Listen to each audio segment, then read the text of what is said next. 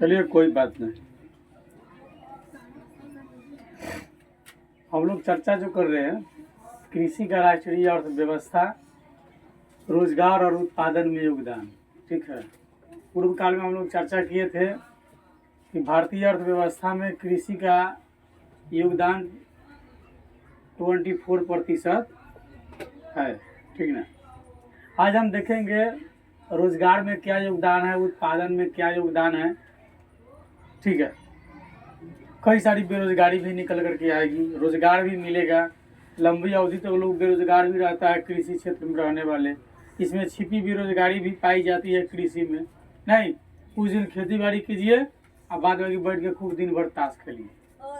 ठीक है। वर्ष 2001 में भारत की 63% जनसंख्या कृषि से रोजगार प्राप्त किया था। ठीक है, जो हम लोग चर्चा कर रहे हैं उसमें यह है कि 2001 में भारत की 63% जनसंख्या कृषि से रोजगार प्राप्त की। ठीक है, कारण कि भारत कृषि प्रधान देश है और यहाँ की अर्थव्यवस्था जो है कृषि पर ही निर्भर है। कुल जनसंख्या का 2/3 भाग जो है कृषि पर निर्भर है, बाद बाकी अन्य सेवाओं से अपना जीवन यापन करता है। ठीक है, इसलिए कहा जाता है कि भारत जो है कृषि प्रधान देश है। यहाँ की अधिकतम अर्थव्यवस्था कृषि पर ही निर्भर है। एक आकलन के अनुसार जब देखा गया तो 2001 में भारत की 63% जनसंख्या कृषि से रोजगार प्राप्त किया, अपना जीवन यापन किया।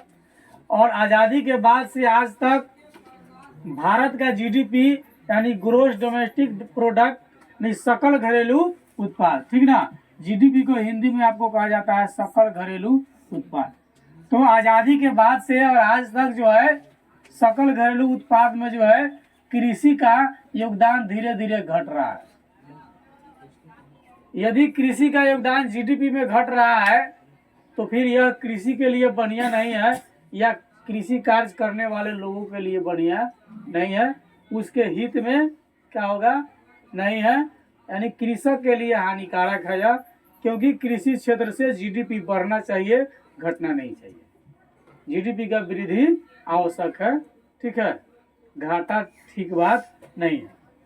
जीडीपी की गिरावट समाज के अन्य क्षेत्र जैसे क्षेत्रीय विषमता को बढ़ावा देगा, छोट बड़ ऊंच नीच इत्यादि की जो है बढ़ावा देगा।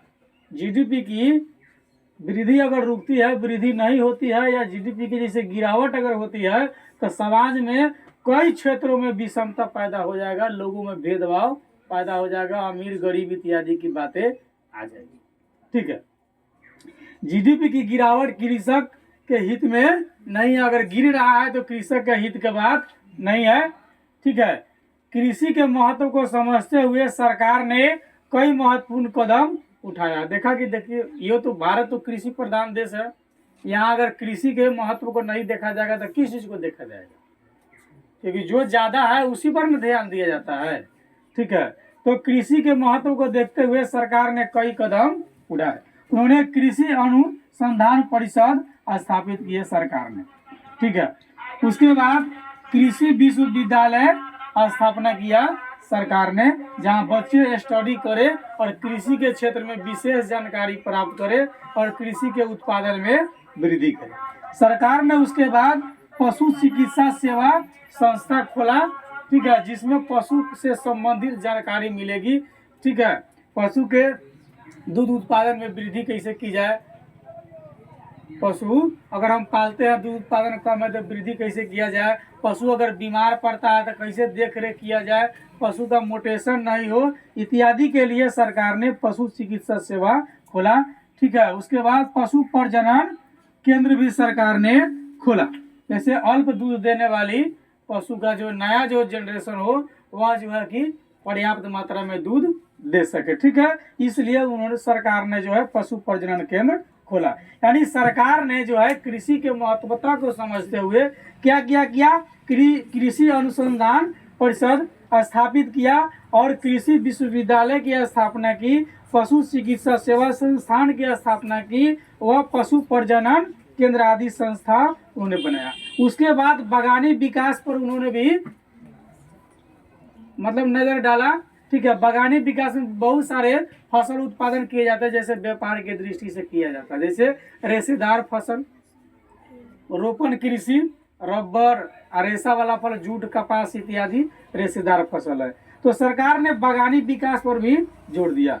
उसके बाद देखा कि ठीक है, अब भारत की कृषि तो जुआ है, मानसूनी जुआ है, तो उन्होंने मौसम विज्ञान संस्थान बैठाई, जिन्होंने मौसम के बारे में विशेष जानकारी लोगों तक पहुंचाती है। ठीक है, और मौसम के पूर्व अनुमान, मौसम विज्ञान जो है वो मौसम के बारे में पूर्व जानकारी प्राप्त कर लेती है कि कब बारिश होगी, कब बारिश नहीं होगी, कब हवा चलेगी, कब चक्रवात आएगा इत्यादि की जानकारी जो है वह मौसम मतलब घटना घटने से पहले ही वह जानकारी दे देता है। कौन? मौसम के पूर्वानुमान द्वारा। ठीक है, इत्यादि उन्होंने बनाया। 1980 से 91 में भारत का जीडीपी जो है कृषि के क्षेत्र में जो था वह कृषि का जो था 3.6, उद्योग का था 7.1, और सेवाएं जो होती है जो कृषि से अलग की चीज़ है, जैसे नौकरी आप करते हो उस सेवा का काम है, बैंक चला रहे हो सेवा का काम है। ठीक है, इसी तरह से अन्य कार्य है उस सेवा का काम है। वो कृषि कार्य करता नहीं लेकिन सेवा का, जैसे आपका दवा का दुकान है, सेवा का काम, आप कृषि कार्य नहीं करते लेकिन व्यापार आपका है। ठीक है, तो देखा 80-91 में भारत का जीडीपी कृषि के क्षेत्र में 3.6, उद्योग में 7.1, सेवा के क्षेत्र में 6.7 था। वही चीज 1992-2001 में जब देखा गया वृद्धि जो है यानी कि सकल घरेलू उत्पाद जब देखा गया तो कृषि के क्षेत्र में 3.3 यानी कि 0.3 घट गया। उद्योग के क्षेत्र में 7.1 था, इसमें हो गया 6.5, ये भी घट गया। सेवा था, इसमें सेवा था 6.7, ये बढ़ गया 8.2 हो गया, यानी सकल घरेलू उत्पाद में हो गया वृद्धि और कृषि के उत्पादन में हो गया गिरावट। कृषि उत्पादन में क्या हो गया? गिरावट, और सकल घरेलू उत्पाद में हो गया वृद्धि। अब इस दृष्टि से भी किसान के हित की बात नहीं है, यानी वस्तुएं आ भी रही है, बिक भी रही है, आखिर तो कहाँ से? तो अंतर्राष्ट्रीय नहीं कहीं दूसरे देश से आ रही है, जो यहाँ के किसान के लिए बहुत बड़ी समस्या खड़ा कर सकता है। ठीक है, वैश्वीकरण का भारतीय कृषि पर बहुत बड़ा प्रभाव पड़ा। जब वैश्वीकरण हुआ, जैसे हम लोग पढ़े वैश्वीकरण में कि एक देश का सामान दूसरे देश में आसानी से आ जा सकता है, जरूरत के हिसाब से। हमारी जो जरूरत है दूसरा देश वाला देगा, उसको जो जरूरत है सो हम यहाँ से प्रोवाइड करेंगे। ठीक है, तो वैश्वीकरण का भारतीय कृषि पर बहुत ज्यादा प्रभाव पड़ा। वैश्वीकरण का अर्थ क्या होता है कि वैश्वीकरण का अर्थ होता है कि देश की अर्थव्यवस्था का विश्व की अर्थव्यवस्था के साथ जुड़ जाना ही वैश्वीकरण कहलाता है। देश की अर्थव्यवस्था विश्व अर्थव्यवस्था का मतलब जिससे अर्थ की व्यवस्था होती है।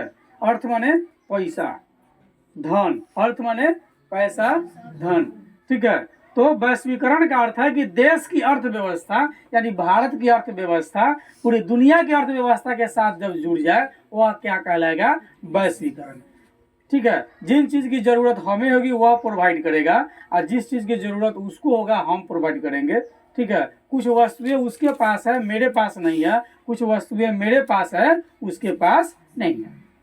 ठीक है, क्योंकि संसाधन का वितरण एक समान नहीं है, कहीं ज्यादा है, कहीं कम है, कहीं नहीं है। ठीक है, वैश्वीकरण जो है कृषि उत्पाद में भारत जो है अभी बहुत पीछे रह गया है। इसमें अगर देखिएगा तो कारण क्या है कि भारतीय बाजार को विश्व के बाजार के लिए खोल दिया गया है। भारतीय बाजार को विश्व की बाजार के लिए खोल दिया। आप आइए हमारे यहाँ व्यापार कीजिए, व्यापार एकदम मुक्त हो गया है। ठीक है, और अंतर्राष्ट्रीय व्यापारी पर हमारी सरकारी तंत्र जो है वह ढीली पड़ गई है। और विदेशी उत्पाद जिसमें कृषि जन उत्पाद भी शामिल है आसानी से भारत में बेचा जा सकता है। जो दूसरे देश का कृषि वाला चीज है, धान, चावल, गेहूं, मक्का, जो कृषि से हम उत्पादन करते हैं वह दूसरे आकर हमारे यहाँ बेच सकता है। और हमारी उत्पादन में गिरावट आ रही है। इससे हमारे लिए समस्या क्रिएट नहीं हो सकता है, क्योंकि हम अपने उत्पादन में वृद्धि करें, दूसरा से नहीं न ले। ठीक है। तो दूसरा आकर हमारे यहाँ बेच रहा हम देख रहे हैं, इससे भारतीय किसान के लिए जो है बड़ी समस्या हो जाएगी। ठीक है। तो अन्य लोग आकर के भारत में आसानी से बेच रहा है, इससे अंतर्राष्ट्रीय प्रतिस्पर्धा से भारतीय किसान को बहुत बड़ी चुनौती का सामना करना पड़ सकता है। ठीक है। भारतीय कृषि कई प्रकार की समस्या से भी जूझ रही है। ठीक है। कई प्रकार के समस्या है भारत में। इसकी सबसे बड़ी समस्या है कि फसल की प्रति एकड़ कम उपज। भारत में प्रति एकड़ फसल की उत्पादन जो है बहुत कम है। सबसे पहली समस्या है भारत में भूमि की प्रति इकाई में फसल का उत्पादन जापान का 1/3, संयुक्त राज्य अमेरिका का 1/4। ठीक ना। जापान का कितना? हाँ, जापान का 1/3 और संयुक्त राज्य यूनाइटेड स्टेट अमेरिका का कितना है? 1/4। ठीक है। तो इसकी भी अपेक्षा देखते हैं तो हमारे यहाँ का उत्पादन क्या है? कम है। उत्पादन कम होने के कई सारे कारण हो सकते हैं हमारे यहाँ। ठीक है। हमारे यहाँ उत्पादन कम होने के कई सारे कारण हो सकते हैं, जैसे कृषि के कम उत्पादन, यानी कृषि क्षेत्र में कम उत्पादन के कारण इस प्रकार है। कौन कौन कारक है? पहली कारण क्या है कि जनसंख्या का कृषि भूमि पर निरंतर बढ़ता दबाव। पहला क्या कारण है कि जनसंख्या का कृषि भूमि पर निरंतर बढ़ता दबाव, यानी कि बढ़ती हुई जनसंख्या। बढ़ती हुई जनसंख्या पहला कारण है।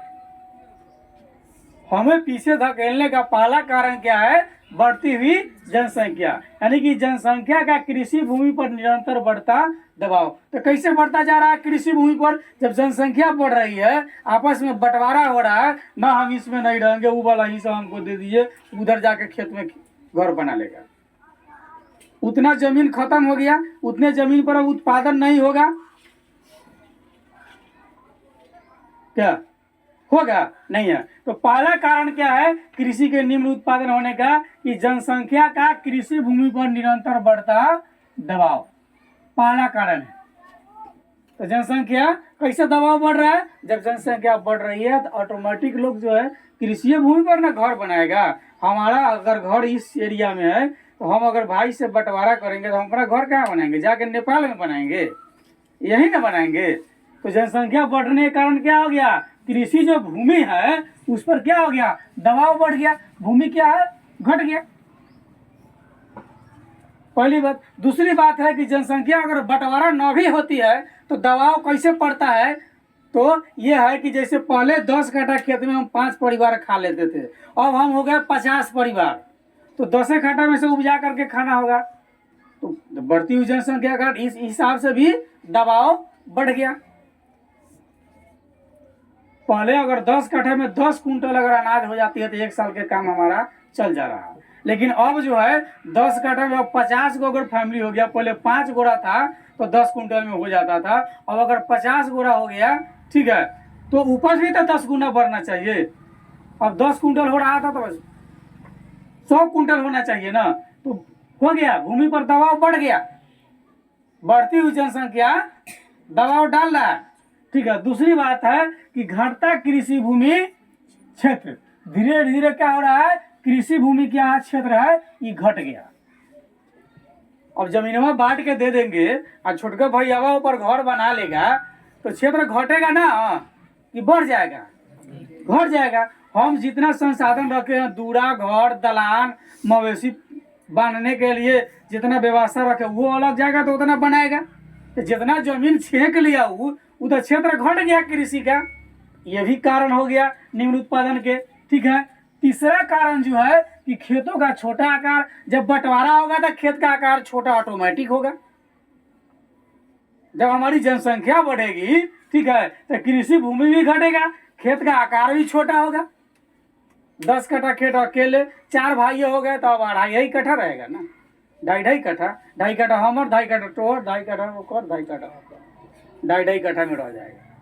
उससे ज्यादा अगर होगा, कौनो कहेगा तू 5 कट्ठा ले ला, हमरा 1-1 कट्ठा दे दे, सब का एकदम बरोबर। तो ज्यादा कम हो गया तब बुझ जाइएगा।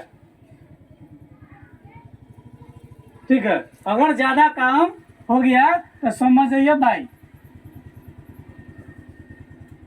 को कम बेसी न लेवे के बाद, ठीक है। तो खेतों का छोटा आकार भी कृषि उत्पादन में बाधक है। अगला है भू स्वामित्व प्रणाली, मतलब जमीन का मालिकाना हक, ठीक है। यदि आपके पास में अपन जमीन न है तो आधा तो उपजा के खेते वाला के दीजिएगा, आधा आप रखिएगा। तो दूसरा समस्या खड़ा है भू स्वामित्व प्रणाली, मालिकाना हक। हम मालिक है, हम आपको खेत देंगे तो उपजा के हमरो दिया तू खइया का, दोनों गोरा के जिए के बाद, एक गोरा के नहीं के जिए के, ठीक बा। पांचवा कारण है सिंचाई की कम और अनिश्चित सुविधा। पांचवा कारण क्या है? सिंचाई की कम और अनिश्चित सुविधा, ठीक है। किसका? सिंचाई का कम और अनिश्चित सुविधा है। कहीं पर सुविधा नहीं है और कहीं पर खूब सुविधा है। जैसे देखिएगा उत्तर बिहार दहाइए जाता है और दक्षिण बिहार सुखाड़े में रहता है, तो कहीं पानी पानी है और कहीं सूखले सूखले है ना। देहात में लोग कहता है प्रभु की माया, कहीं धूप कहीं छाया। क्या देखिएगा सब गांव में बारिश हो जाएगा, खाली अपने गांव में ना होता है। अपन गांव सबसे बढ़िया है, भगवान के नाम ज्यादा लेता है, इसलिए बारिश डर के मारे नहीं होता है, ठीक है। तो पांचवा कारण जो है सिंचाई की कम और अनिश्चित सुविधा, मतलब कहीं पर कम सुविधा है और कहीं पर नहीं है। अनिश्चित मतलब न है, कहीं है थोड़ा मोड़ा और कहीं पर न है। तो फसल उत्पादन के लिए सिंचाई भी बहुत महत्वपूर्ण प्रणाली है। अगर सिंचाई नहीं होगी तो फसल का उत्पादन नहीं हो सकता। जैसे आपको समय से पानी चाहिए, उसी तरह पौधा भी क्या है? जीव है। पौधा भी तो जैव है ना। जैव संसाधन दो प्रकार के होते हैं, एक जीव और दूसरा वनस्पति। तो पौधा भी क्या है? जीव है। उसको पानी चाहिए कि नहीं चाहिए? जब उसको पानी, तो पानी कैसे देंगे? हम सिंचाई करेंगे। सिंचाई मतलब खेत में जाके हम पानी पटाएंगे, ओकरा के हम कहते हैं सिंचाई करते हैं, ठीक है। तो कहीं पर इसकी सुविधा है, थोड़ा मोड़ा तो हो जाता है, और कहीं पर है ये नहीं है तो वहाँ पर नहीं हो पाता है। तो कृषि के कम उत्पादन का इहो कारण है।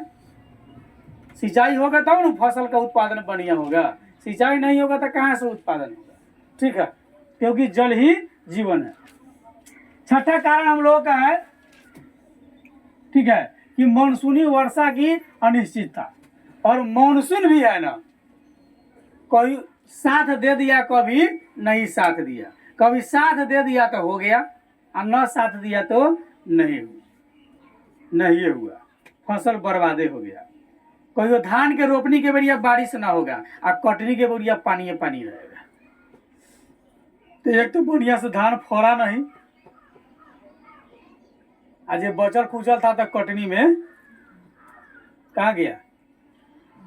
छाना लोग परेशान, कितना खिसिया के वही में छोड़िए देगा। क्या कहेगा? एक काठा में 20 किलो होता ना और 10 किलो लेबरे लेके चल जाता। तो छठा कारण है मानसूनी वर्षा की अनिश्चितता, मतलब समय पर नहीं होना, समय पर वर्षा नहीं होना। देखिए वर्षा कब होगी नहीं होगी किसी के हाथ में नहीं है। थोड़ी हम आज कहेंगे आज मेघ बरस हो तो बरस जाएगा, कहेंगे आज मेघ बंद हो जाए तो बंद हो जाएगा, ऐसा है क्या? कोई कहेगा वैसा हो जाएगा? कोनो लोग एकदम जतरा पतरा मंत्रा एकदम देख लगा बारिश इस साल नहीं होने वाला है, और उसी के कल होकर खूब बारिश हो जाए तो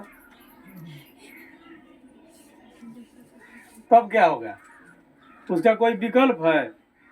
तो प्राकृतिक चीज है और प्राकृतिक घटना किसी को कह के थोड़ी होता है। वो कहेगा हम आज बारिश होंगे। ऐसे मौसम का कुछ लोग अनुमान लगाता है कि बादल पकड़ा हुआ है, गर्जन हो रही है, बिजली सी चकाचौंध चमक रही है, वर्षा होने की संभावना व्यक्त की जाती है। वो बरस ही सकता है, नहीं बरस सकता है, के रिक्स लेगा, ठीक है। तो मानसूनी वर्षा की अनिश्चितता, अनिश्चितता का मतलब निश्चित नहीं है, मतलब जैसे आदमी ना होता बिना पेन के लोटा केले लुढ़क जाएगा, ओकरे के अनिश्चित कहा जाता है, ठीक है।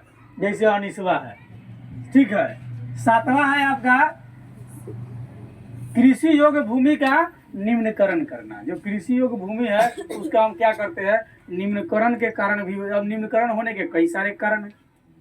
ठीक से जुताई नहीं होगा तो ये निम्नीकरण हो जाएगा, खूब बहुतले खाद पटाएंगे तो ये हो जाएगा, मिट्टी बलुअट होगा तो ये हो सकता है। हालांकि ऊंचावत एक जैसा है भी नहीं, भिन्न भिन्न प्रकार के मिट्टी का वितरण है। ठीक है। आठवां कारण है कम पूंजी का निवेश। ठीक है।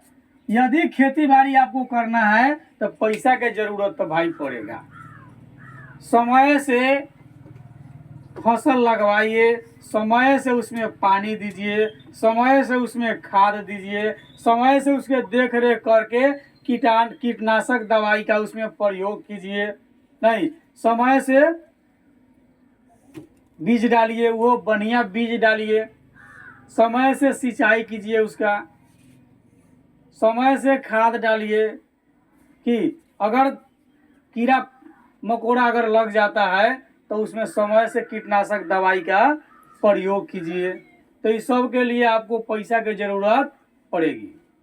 अब पैसा नहीं है तो फिर फसल का उत्पादन बढ़िया नहीं हो सकता है। कीड़ा खैले जा रहा है, कर्जा खोज रहा है, जो तू दे दे, अगर न तोरा न देबो, न तो 5 रुपये से कर लेबो तो देबो का महाजन।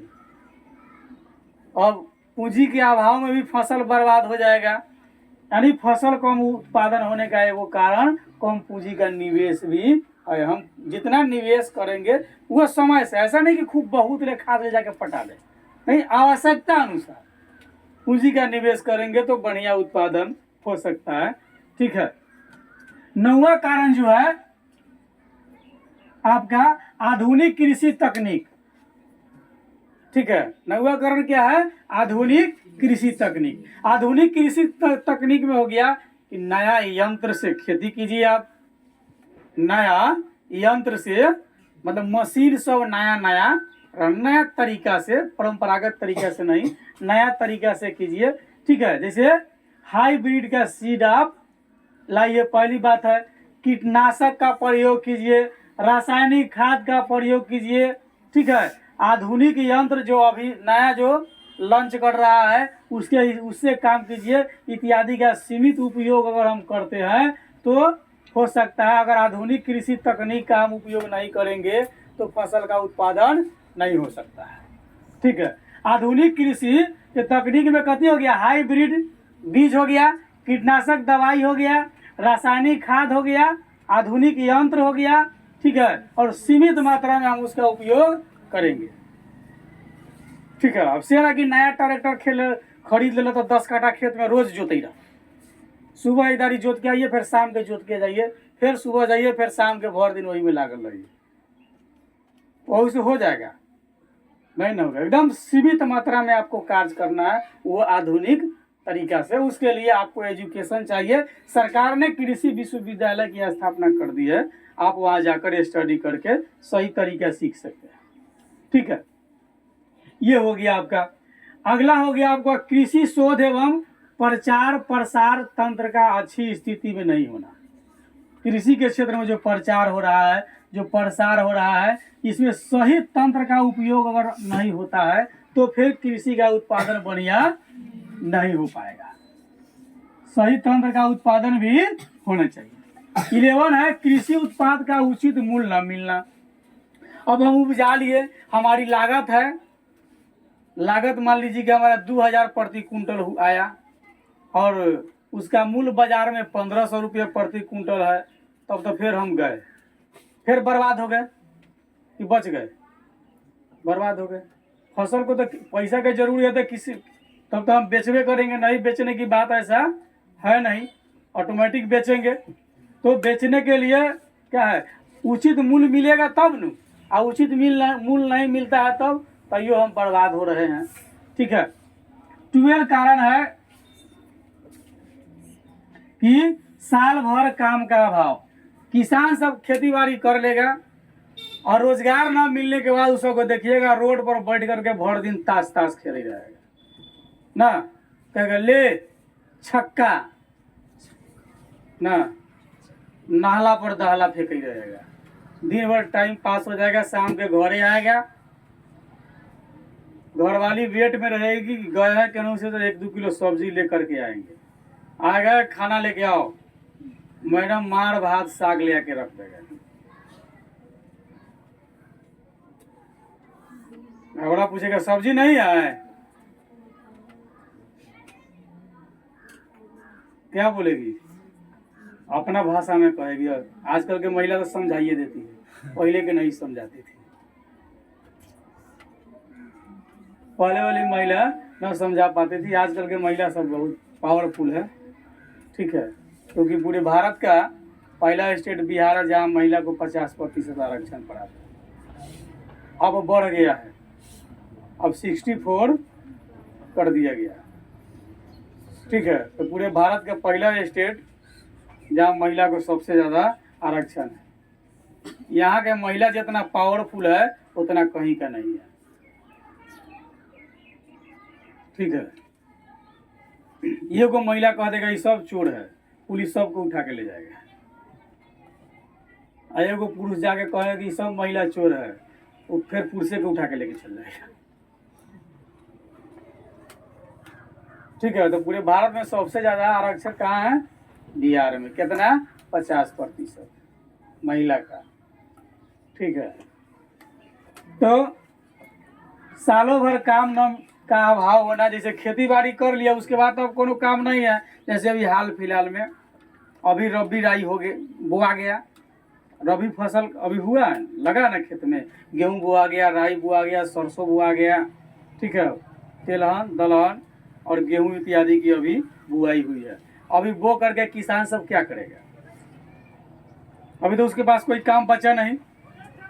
जो बाहर जाता है अलग बात है, बाहर नहीं जाता है, घर ही रहता है, तो क्या करेगा? भर दिन बैठ के ताश खेलेगा, ताश खेले में पास हो जाएगा। ताश का फलास तब न पास होता है, ताशे में न फलास हुआ है। इक्का चौका तिग्गी दुगी और क्या क्या होता है उसमें, राजा रानी वो होता है, जानी गुलामों होता है, तब ठिकड़ी बीवी, अच्छा ना, बेगमो होता है, लालपान की बेगम। तो सबको ताश के बाद भूल पता है क्या क्या होता है। सबके घर में नंबर 1 जुआरी सब होगा, ओकरे पता होगा कि ताश के पति कैसन होता है। दूसरा किसी को कुछ पता नहीं होगा कैसन होता है। जकरा जकरा घर में जुआरी होगा सबको पता होगा।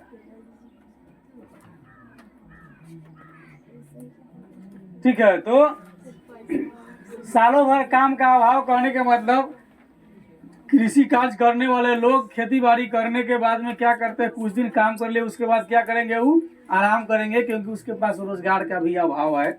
इसलिए किसी तरह अपना टाइम पास करते हैं। घर पर जा करके जो होना होता है सो तो होबे करता है। सब्जी के अभाव में, दाल के अभाव में, तो प्याज मरचा रोटी रख देगा, खइब तो खा, ना खइब तो जा। क्या आ ज्यादा टेर भेल तो हम जाता नहीं, वही बेर फोन करेगा भाई के रे भैया आप चले बड़ी।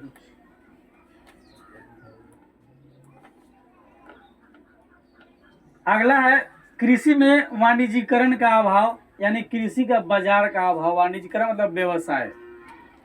ठीक है, वाणिज्यीकरण का मतलब क्या होता है? हाँ, व्यवसाय मतलब व्यापार। इसका भी अभाव है भारत में।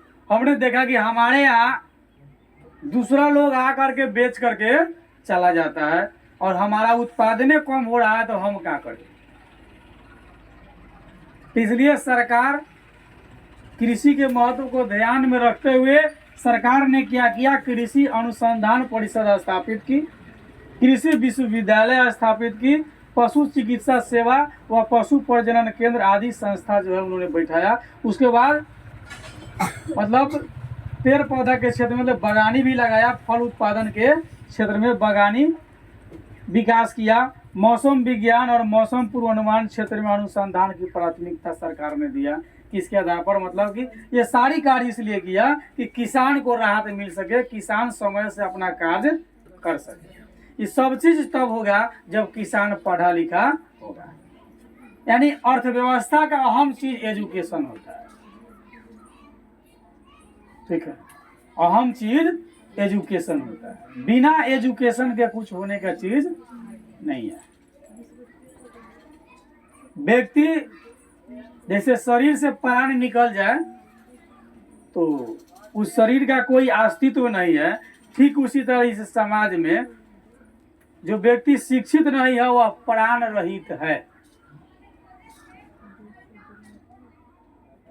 मतलब उसका कोई वैल्यू नहीं है। अगर कोई मर जाता है मृत शरीर का, जिसको हम लाश कहते हैं, उसका कोई वैल्यू है? वो बहुत बड़ा डॉन हो और मर जाए, लोग उसको एकदम लग में से जाके देखेगा क्या ना, लग में से देखेगा, देखी तो कैसे मर गई, आ चलो जिंदा रखे तो उसको देख के पहले ही इधर से साइड हो जाएगा, देखेगा उधर से आ रहा है तो इधर चला जाएगा ना, कि कहीं हम ही को ना टपका देंगे।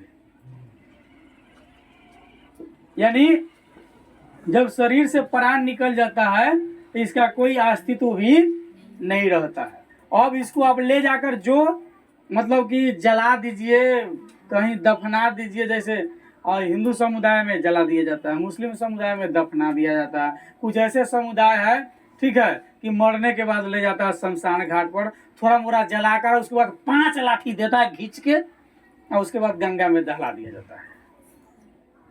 मरने के बाद भी नहीं बकसता है, 5 लाठी खींच के मारता है, खूब पूरा हड्डी उड्डी सही करके गंगा में भेज देता है।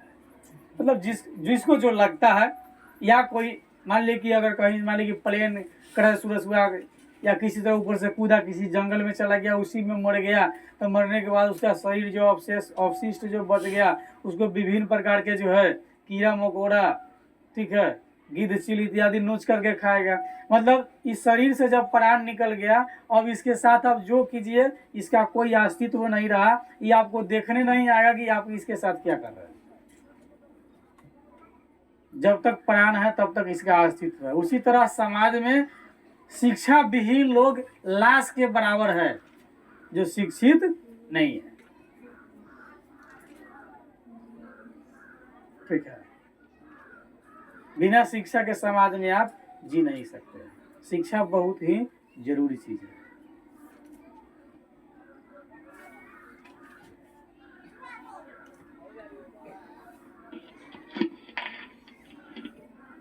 ओ भाई भाई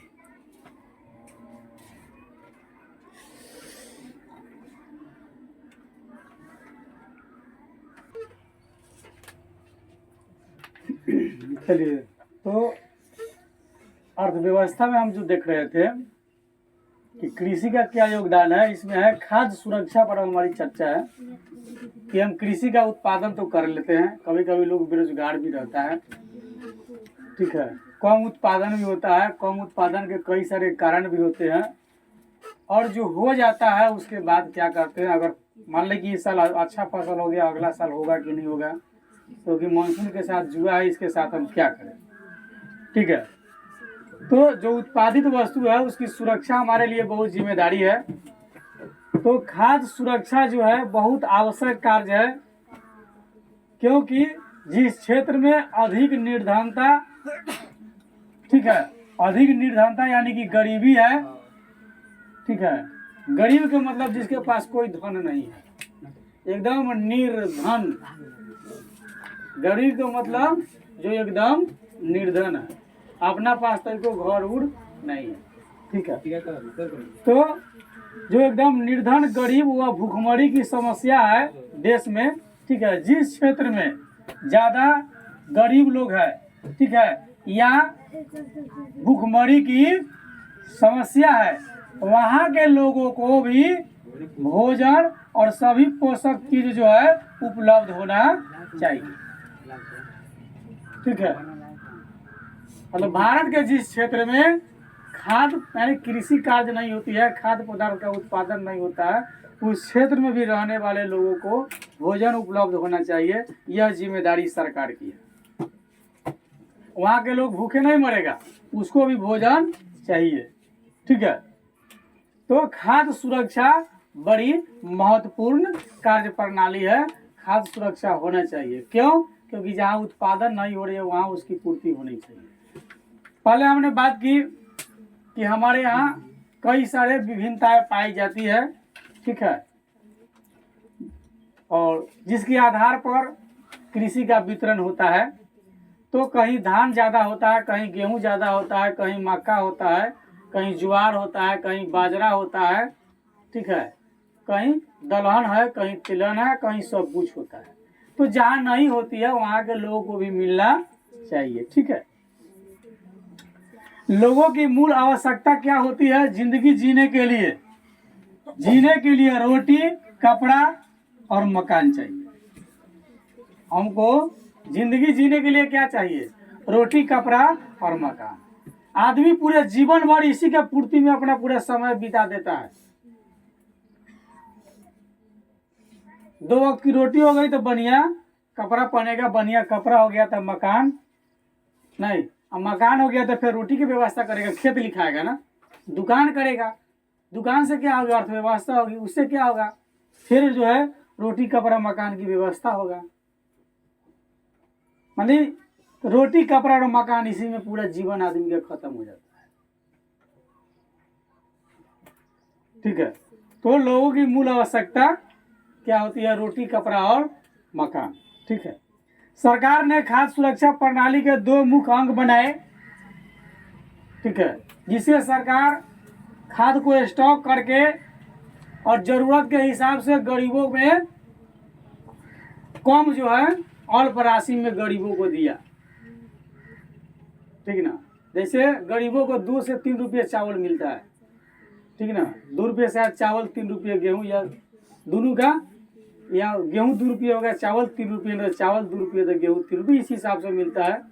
अभी तो सरकार कितना दिन से जो है लॉकडाउन इत्यादि में जो है फ्री कर दिया था, कोई पैसा नहीं लगेगा, ठीक है। तो सरकार ने खाद्य सुरक्षा प्रणाली के 2 मुख्य अंग बनाए, एक बफर स्टॉक, दूसरा जन वितरण प्रणाली। बफर स्टॉक क्या है? यह किसानों से न्यूनतम मूल्य पर अनाज खरीद करके भंडारण करती है। इसका भंडारण जो है एफसीआई करती है। बफर स्टॉक जो अनाज खरीदती है कहाँ जाके भंडारण करती है? एफसीआई में। कहाँ? एफसीआई में, यानी फूड कॉर्पोरेशन ऑफ इंडिया। किसानों से न्यूनतम मूल्य पर अनाज खरीद, जितना दाम होता है उसके आधार पर बफर स्टॉक अनाज खरीद करके यह एफसीआई में क्या करती है? स्टॉक कर देती है, ठीक है। जब जरूरत होगी तो सरकार इसे लेकर के फिर जहाँ भेजना होगा वहाँ भेज देगा, ठीक है। तो ये बफर स्टॉक हो गया। बफर स्टॉक क्या है? सरकार किसानों से न्यूनतम मूल्य पर अनाज खरीद करके स्टॉक करके रखती है, यानी भंडारण करती है। या अपना भंडारण कहाँ करती है? एफसीआई में, फूड कॉर्पोरेशन ऑफ इंडिया, ठीक है। जरूरत पड़ने पर सरकार यहाँ से अनाज निकालती है, जहाँ भेजना होता है वहाँ भेजता है, ठीक है। दूसरा जन वितरण प्रणाली क्या है? जन वितरण प्रणाली कहने का मतलब देहाती क्षेत्र में, ठीक है, राशन बांटे वाला डीलर। देहात में ओकरा कहल जाला राशन। राशन तेल ना बांटता है, राशन तेल, दाल, चीनी इत्यादि बांटता है। राशन बांटने वाला डीलर को जन वितरण प्रणाली विक्रेता हो गया। वह क्या? एक दुकानदार है।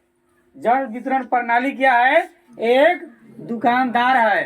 किसका दुकानदार? गरीबों का दुकानदार है, ठीक है। किसका दुकानदार है? गरीबों का, ठीक ना। यह गरीब व निर्धन लोगों के लिए खाद्य पदार्थ उपलब्ध कराने का स्थान व दुकान होता है। कौन? जन वितरण प्रणाली। जन वितरण प्रणाली विक्रेता जो होता है, जिसको हम डीलर कहते हैं। देखिएगा उस पर लिखा रहेगा जन वितरण प्रणाली, उसके बोर्ड पर लिखा रहेगा, नीचे नाम लिखा रहेगा कौन है जन वितरण प्रणाली, उसका लाइसेंस नंबर इत्यादि उस पर लिखा रहता है। एक सूची टंगी हुई रहती है जन वितरण प्रणाली के दुकान पर। गेहूं कैसे मिल रहा है, चावल कैसे मिल रहा है, दाल कैसे मिल रहा है, तेल कैसे मिल रहा है, जो चीज का वितरण कर रहा है उसका रेट लिखे हुए रहता है। उसे वो न ज्यादा ले सकता है न कम ले सकता है। अनाज जितना लेना है आपको, मतलब आपको जितना उसको देना है उतना ही देगा, ना कम देगा ना आपको वो ज्यादा देगा। कम ज्यादा के चक्कर में समस्या होती है। आप उसके लिए उपभोक्ता फोरम में जा सकते हैं, उसकी जानकारी उसको दे सकते हैं। 5 किलो के चक्कर में डीलर का 50,000 का जुर्माना लग जाएगा। ठीक है, तो जन वितरण प्रणाली क्या है? यह गरीब व निर्धन लोगों के लिए खाद्य पदार्थ उपलब्ध कराने का दुकान होता है। इसके पास अनाज कहाँ से आता है? एफसीआई से प्राप्त होता है। कहाँ से प्राप्त होता है? यानी कि बफर स्टॉक से अनाज किसको मिलता है? जन वितरण प्रणाली को। बफर स्टॉक अनाज कहाँ से ले जाता है? किसानों से न्यूनतम मूल्य में खरीद करके भंडारण करती है और वह जन वितरण प्रणाली को देती है। किसको देने के लिए? गरीब और निर्धन लोगों को खाद्य पदार्थ देता है। यानी गरीब और निर्धन लोगों को देने के लिए बफर स्टॉक अनाज देती है। किसको? जन वितरण प्रणाली को। का भले जन वितरण प्रणाली चोर होके पूरा खा जाए, वो अलग बात बा ना। खा जाए तो उपभोक्ता फोरम में केस कर।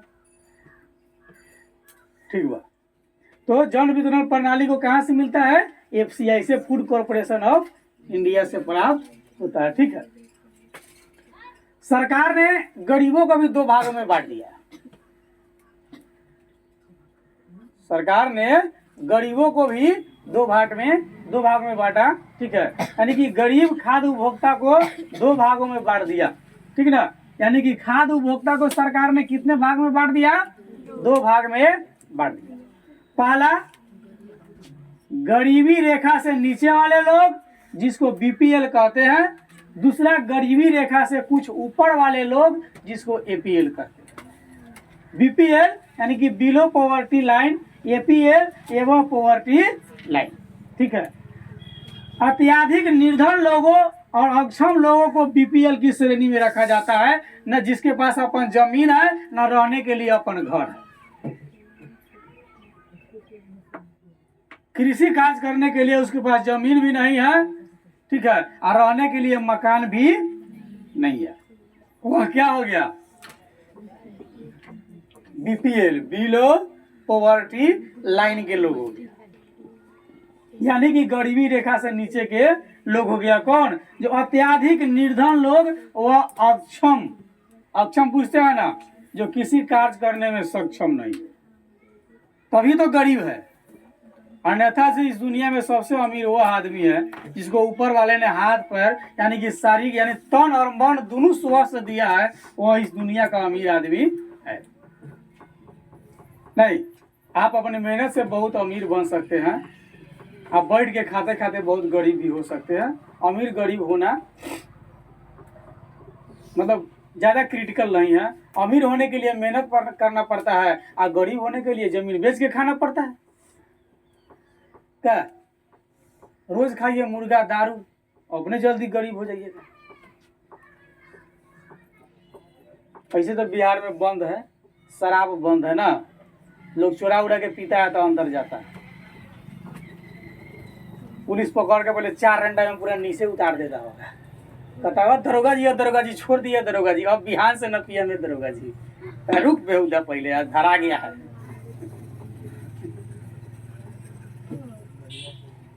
तो अत्याधिक निर्धन लोग व अक्षम लोगों को हम बीपीएल की श्रेणी में रखते हैं। न जिसके पास अपनी जमीन है, कृषि कार्य यानी कि मजदूरी उजूरी कौ के खाता है और रहेला अपना पास घरों नहीं है। वर्षा जब बरसे नु तो पूरा पानी घरे में गिरे, जिंदगी जिएला खाली ऊपर से बनल बा। ठीक बा, लेकिन वर्षा के पानी एक वो बाहर उहर न जाए, ओकरे के गरीब कहल जाला। अब भले छत वाला लोग अपन राशन कार्ड बनवा ले वो अलग बात बा। एपीएल जो है, जो लोग दूसरे के जमीन से या उसके पास में थोड़ा मोड़ी अपनी जमीन है या दूसरे के जमीन हुंडा बटैया ले करके फसल का उत्पादन करता है और अपना जीवन यापन करता है। ठीक है। नॉर्मल घर और उसके पास में है, नीचा ईटा ऊपर खपरा, इस टाइप के, ये लोग कहती है एपीएल की श्रेणी में है। लेकिन ये लोग भी कभी कभी फसल की बर्बाद होने पर जो है बीपीएल की श्रेणी में चले जाते हैं। जब फसलवा गायब तो ये लोग हो गया पूरा गरीब, तो ये लोग बीपीएल में आ जाता है। या किसी प्रकार की प्राकृतिक घटना होती है, फिर भी जैसे भूकंप आ गया, बाढ़ आ गया, ठीक है, सुखाड़ हो गया, इस सब घटना में भी ये लोग एपीएल से बीपीएल की श्रेणी में चल जाता है। ठीक है। और सही एपीएल और बीपीएल का निर्धारण करने में सरकार के पास बहुत बड़ी समस्या है, यह कह लीजिए कठिनाई है, जो ठीक से सरकार ये निर्धारण नहीं कर पा रही है कि कौन एपीएल है या कौन बीपीएल है, जिसके लिए सरकार बहुत सारे कार्यक्रम कर रही है। सरकार बहुत ही जल्द लोगों को पकड़ लेगा कि कौन बीपीएल की श्रेणी का है और कौन एपीएल के श्रेणी का है। उसके बाद जो गरीब है वो बीपीएल और जो अमीर है सो बीपीएल से हटो। जितना राशन चावल जितना लिया है जितना दिन सब वापस करो जोड़ के। क्या इंदिरा आवास के पैसा लिया है 1,30,000 में 20,000 तक घुसे चल गया, बचा 1,10,000, लेकिन 1,30,000 के ब्याज सहित वापस करो।